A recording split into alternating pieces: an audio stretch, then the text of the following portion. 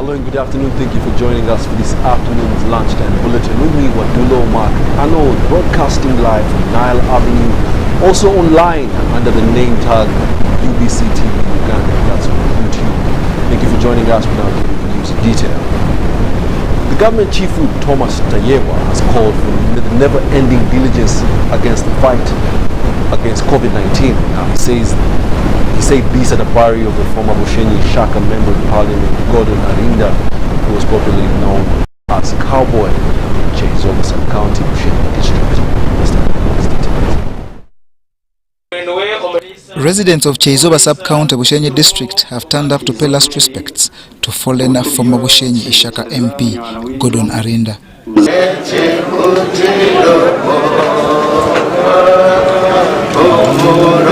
Among these was Government Chief Whip Thomas Tayebwa, who advised Ugandans not to underrate the current COVID-19 variant, Omicron. Like the statements you hear from very many members of the public saying Omicron is just flu. When you get it, it will even give you immunity, so you better get it and then you get cured. We have a very good example of who has died of Omicron. So we need to take it seriously because we urge Ugandans not to force us into the situation of another record. Eulogies for the fallen legislate appointed to a man of good values who during his reign worked to ensure his people get services. Nyenda kusima our Lord Bishop omukundwa witu agwa samoni yeyuye atwa mukama oyuguri iguru omukundwa witu Cowboy atahe mba malaika bamwachire ahumuro mbusinji. He was a good leader. He was a royal species that embraced everybody irrespective of their differences, whether religion, whether political party or wherever they came from. Gordon Arinda, who was born in 1968, lost the COVID-19 battle at Mbara Regional Hospital.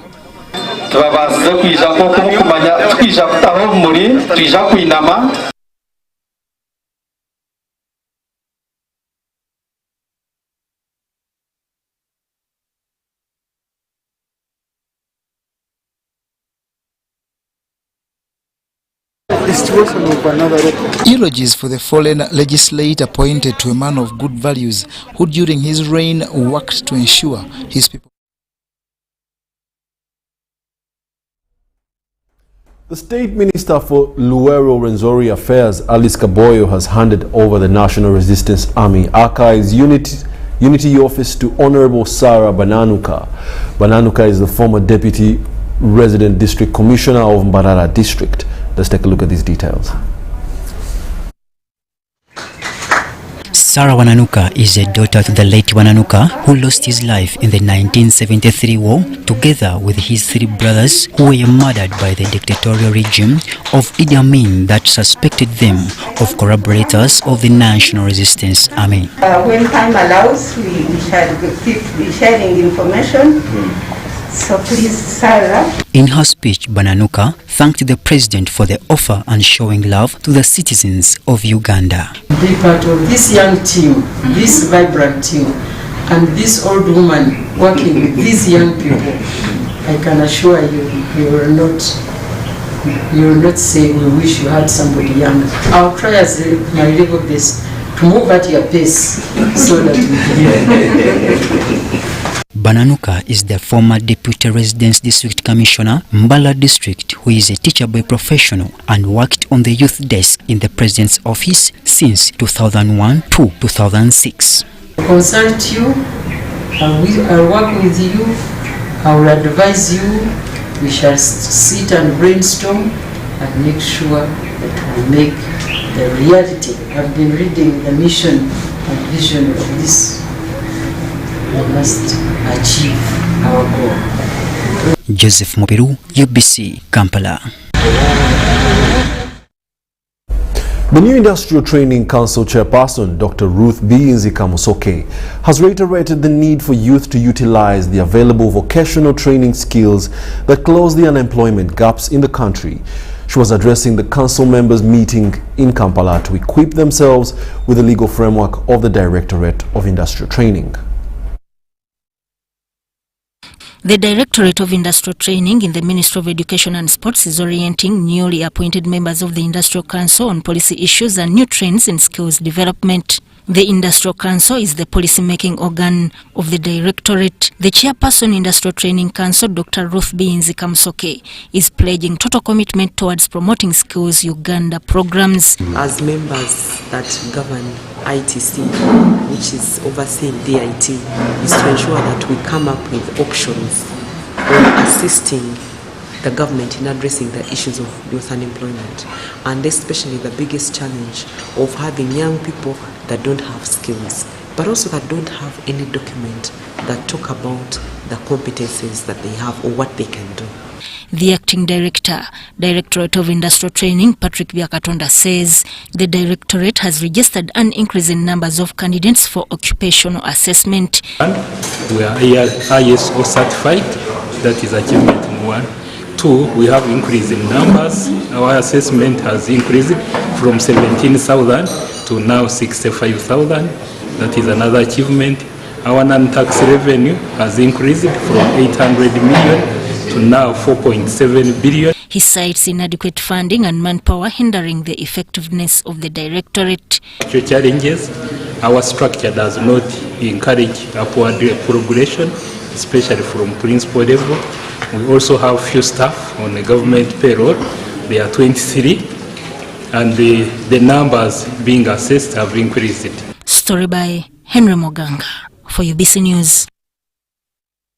The State Minister for Microfinance, Cheyine Haruna Kasolo, has ordered Myoga beneficiaries in Buvuma district to return back the funds after observing various inconsistencies after the monitoring and evaluation process of the program's performance in the district.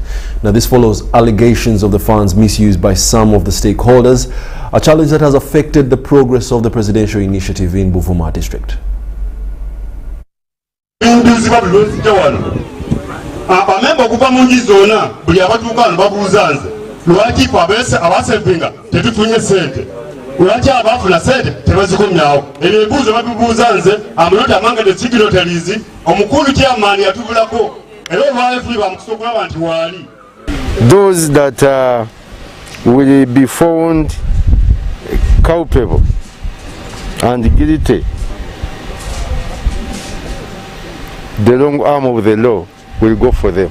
I have allowed them to bring it back without interest, so that we start the program afresh. But I have given them a benefit of doubt, 2 weeks. If they fail to organize their records well, then I will come for them. Furthermore, Makerere University has signed a memorandum of understanding with the Institute for Rural Education and Development, which is tagged IRED, and Rotary of Kampala, Daybreak, to construct a learning facility for teachers in early childhood development. Now, the signing of this MOU took place at Makerere University, and it will cost $240,000 US. Makerere University will construct a $240,000 US facility for teachers to acquire training in early childhood development education. The project will enhance early childhood development and curb illiteracy levels in Uganda. The Memorandum of Understanding to boost the education sector is supported by the Rotary Club of Kampala, Daybreak, in partnership with the International Rural Education and Development, IRED. The Principal of College of Education and External Studies, Professor Fred Masagas, signed on the behalf of the Vice Chancellor Makerere University, Professor Barnabas Nawangwe. And the government of Uganda is trying to build, to bridge that gap where early childhood development requires attention. And this is the first time for the government of Uganda to come up with this policy manifestation that ECD is a very important area of study, and we need to develop it and also work with academic institutions and other agencies. The country representative IRED, May Vaji, says the initiative will widen knowledge on early childhood development. We want to make a difference, and we can make a difference with somebody who understands the impact of education, because to empower a nation, if you educate its young, its youth, its everybody, I think it empowers and it makes the difference of a nation. Rotary Club of Kampala, the break says the memorandum of understanding, including putting up a new facility in Makerere University, will lay foundation for the children of Uganda. We are so excited that around this is going to be a fulcrum around which we know we can build other interventions within our other areas of focus. As a governor, I've decided to focus on the area of basic education and literacy, which is one of the 7 areas of focus.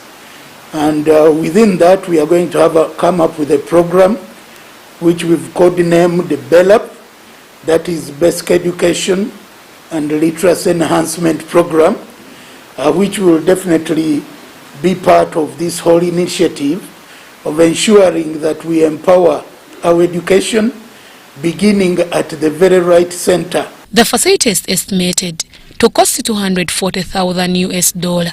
Deborah Namamonde, Nantongo Rebecca, UBC News. In other news, cybercrime has been highlighted as one of the major crimes of the 21st century. A poll conducted by The Guardian UK indicated that 4,057 bloggers aged between 17 to 45 years across the country, 40% were victims of Online Computer Misuse Act. Now, multitudes have been found guilty of using their social media spaces to prove, criticize, harass, incite and threaten others, violating their human rights. The same is happening here in Uganda, and many are battling cases related to cyber harassment in various courts. Now, in this report, we'll look at the scourge and what is being done to regulate it. Cyber harassment is a vice tool used to fight against opponent, mainly in a political contest, business rivalry as a result of fallout between some personalities and so on. Precisely, cyber law entails the body of those governing use of computers and computer networks. When we talk of computers, of course, we refer to these laptops, desktop computers, even our phones are computers. A former Makerere University lecturer and women rights activist, Dr. Stella Nyanzi, was a few years ago found guilty of offensive communication and cyber harassment and handed a jail sentence of 18 months. Stella Nyanzi was arrested in April 2017 over insulting the President of the Republic of Uganda and the members of the First Family through her social media platforms. A victim of cyber harassment, Jacobo Mtuze narrates, in 2021, he was attacked and bullied along with members of his family by some individuals associated with the political camp who opposed him, he leaving him lamenting. Ekisinde kibayita people power. Omukazi yavaayo n'avuma omwana wange nga we nasiga omwana wange sirimu, nga we namuleepinga, nga we namufundisa olubuto. Omwana wange najja ewaka kubanga yabisanga mu WhatsApp group y'essomero. Nenga badaddi since then ndiwe takola sex naawe nawulira nga nfa. Nenkwata live yange nengoyinga live ku page yange nembabuuza omwana wa Bobi Wine mwana wange si mwana. Omwana wa Bobi Wine ye akkirizibwa okubanga ye tebamukwatako owanga akkirizibwa okukwatibwako. I was defending my daughter by then. Wotuka ku app gye bayita TikTok, omwana akola video n'akwata ekifaananyi kyo n'akuvuma nga ekifaananyi kyo kiri awo nenga teri muntu amukwatako. Pros Najuka is another living testimonial of cyber harassment. She says that one of her opponents, using her Facebook handle, used it in a very violation way to offend her. That happened so much during my campaigning periods and even way before on my Facebook page. You know, the moment you post, you post any activity, especially those ones who are not in your support, will definitely throw some insulting statements. And besides that, I've told you it was twice, way before I started joining the leadership trade tour activities.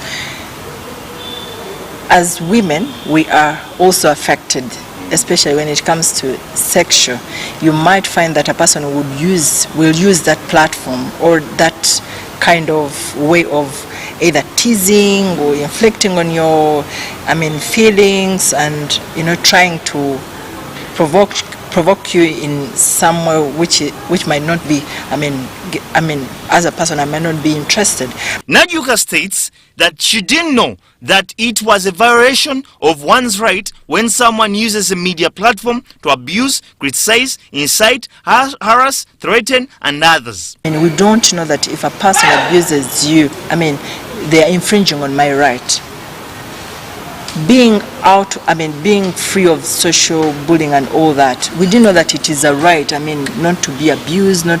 However, Cyberbullying Act is clearly stipulates penalties for offenders and steps to be taken by victims in case of being found guilty. One-on-one interacting with the ASP, Kampala Metropolitan Police Force Deputy Spokesperson Luka Wesjile says some Ugandans may not know the Cyber and Computer Misuse Act, and besides, victims often lose interest due to challenges associated with handling cyber crimes, including delaying of tactics. These offences fall under the Computer Misuse Act, and if someone used an electronic gadget poorly by communicating offensively or harassing someone, it needs us to collect the evidence by using those objects that were used in communication. But in most cases, a lot of people will always prefer not to go on with these cases if they are opened up, or you find a complainant and the suspect handling these issues out of court at the end of the day. Wesjile also adds that the law prescribes penalties to offenders, namely, upon conviction, the offender is liable to a fine not exceeding 240 currency points, equivalent to 20,000 Uganda shillings, or imprisonment not exceeding 10 years, or both. The punishments range from being imprisoned for 7 years, or paying fines close to 72 currency points. A currency points is equivalent to 20,000 Ugandan shillings. Chances are high that with the increased public awareness and associated literacy levels, cyber harassment will be understood and accordingly addressed by the relevant laws. Many have been found victims of cyber harassment, using their social media platforms to criticize, provoke, incite, threaten, harass other people on their human rights. But the question is, what has the government done to make sure that it can overcome this challenge? John and Diva Intumwebaze, UBC Tonight. Thank you, Jonan, for that story. We'll now take a short commercial break. We'll be back with more news. Stay tuned.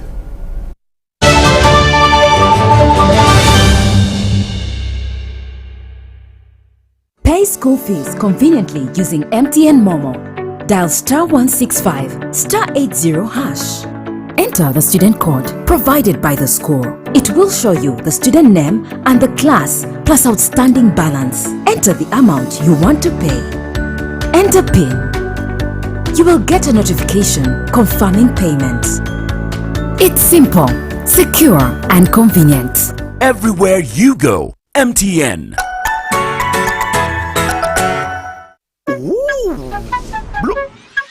The thing goes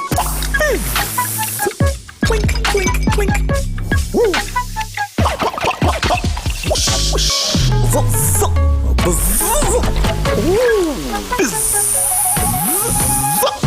Grab an ice-cold bottle of Pepsi Max today and drink to your bold lifestyle. Enjoy maximum taste with no sugar. Now available at a shop near you. Maximum taste, no sugar. It's Freaky Friday from Airtel. Buy or gift. Buy or give. Get freaky too! Dial *149*10 hash to load a Freaky Friday bundle for you to enjoy the best offers on voice and data. To buy a bundle for friends and family, dial *149*10*5 hash. Freaky Friday with Airtel. Buy or gift a bundle today. Dial *149*10 hash to get started. Airtel, the smartphone network. Raising voices.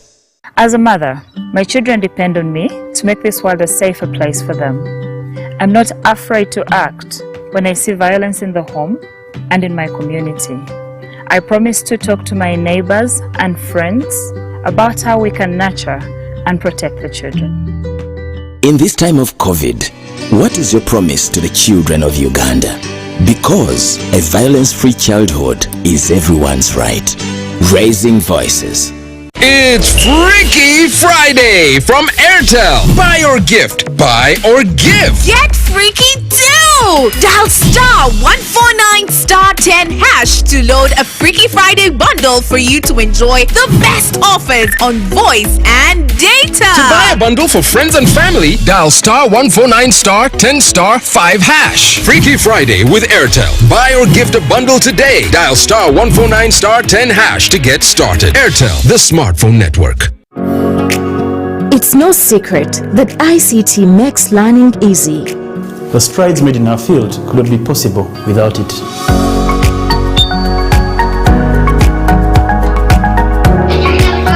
And now we can watch our favorite show. My radio is my best friend. UCC provides an enabling regulatory environment and policy guidance for healthy competition. We also facilitate ease of doing business in the communications sector through licensing, standardization, spectrum management, tariff regulation, rural communication development, and consumer empowerment. An informed consumer is an empowered consumer. UCC supports local content and innovations. Driving the development of a robust communication sector in Uganda is Uganda Communications Commission. Mohamed Salah, Naby Keita, Kalidou Koulibaly, Sadio Mane, Pierre-Emerick Aubameyang. When you hear these names, you may think you're probably watching the English Premier League or UEFA Champions League, but it's none of those. It's the 2021 Total Energies Africa Cup of Nations from 9th January to February 6th, 2022. All these global elite football stars will be in Cameroon to grace the continent's most prestigious sporting event. 52 games, 24 countries, one continent, one trophy, one station, live, free and exclusive to your public broadcaster. UBC, inspiring Uganda. Pay school fees conveniently using MTN Momo. Dial star 165 star 80 hash. Enter the student code provided by the school. It will show you the student name and the class plus outstanding balance. Enter the amount you want to pay. Enter PIN. You will get a notification confirming payment. It's simple, secure, and convenient. Everywhere you go, MTN.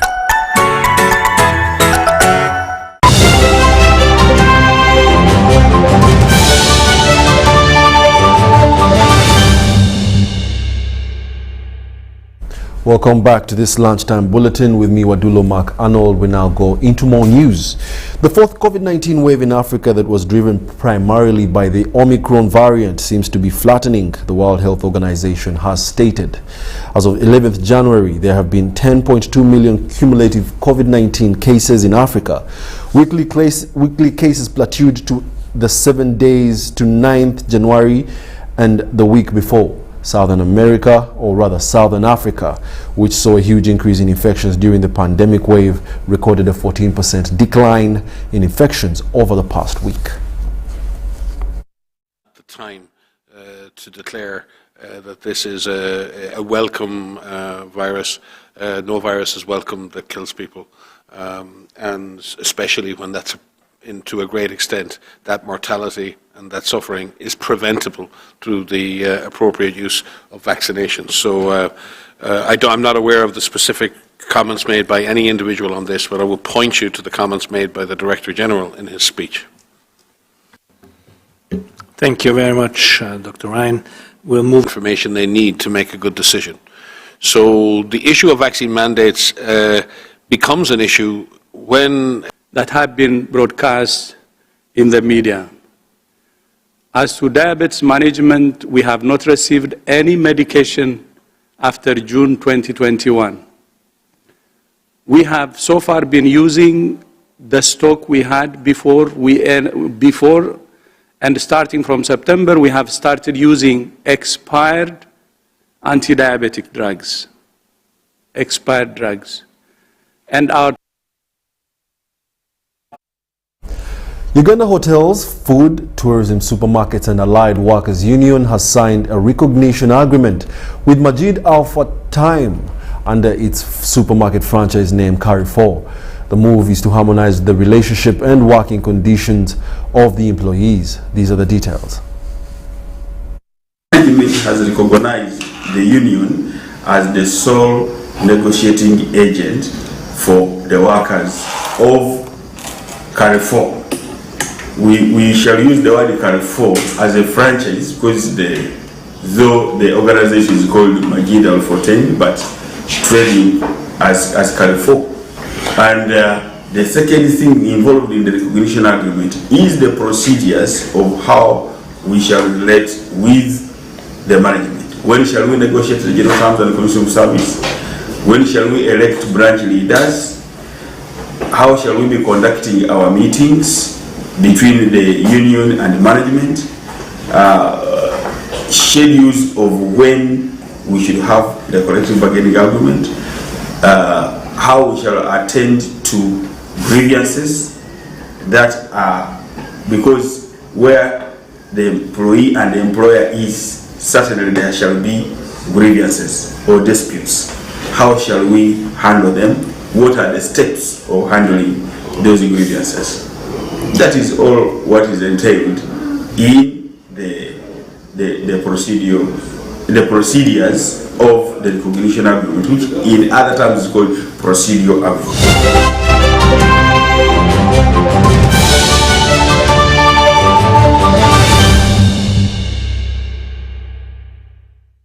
And in sports, today at the African Cup of Nations, Senegal will face Guinea, while Malawi will verse Zimbabwe, and Morocco will cap it out with the Comoros.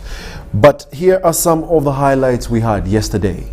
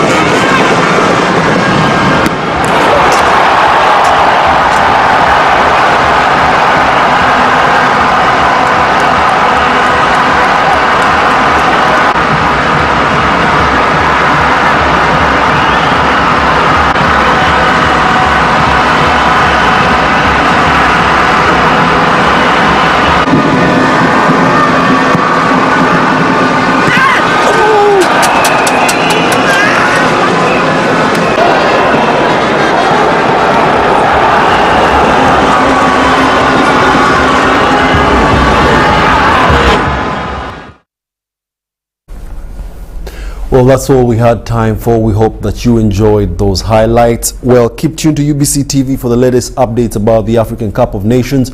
Also to catch your live matches right here as we inspire Uganda. My name is Wadulo Arnold, and from the team we must say, have a lovely day.